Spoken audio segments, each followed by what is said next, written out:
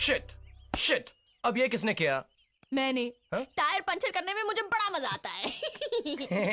ये जोक था। था तो। I don't like jokes. I don't like you. Oh really? हाँ। Huh? Oh yeah. Lift anyone?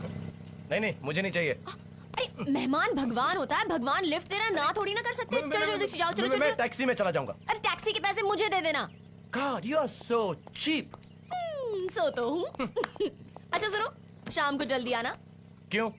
वही। ओके। ये हो गया। घर तक पहुंच गए? पीछा कर रहे हो मेरा? नहीं बहन जी, हम तो क्या हम कहा था ना मैंने नहीं चाहिए पैसे। तुम उसे जानती हो?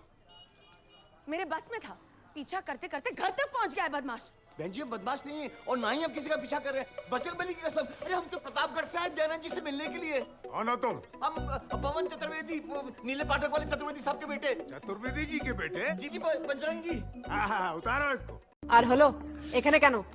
খেতে নাটক করো না, তোমার মতলব আমি জানি না ভেবেছো? হাইটু প্লিজ আমাকে এই নামে ডাকবেন না প্লিজ, রাতে ঘুম আসে না এটা শুনে। বলেছি না ভাই বোনের সম্পর্কে সত্যিটা লুকাতে নেই। আর আমার তো বয়ফ্রেন্ড আছে। হাইটু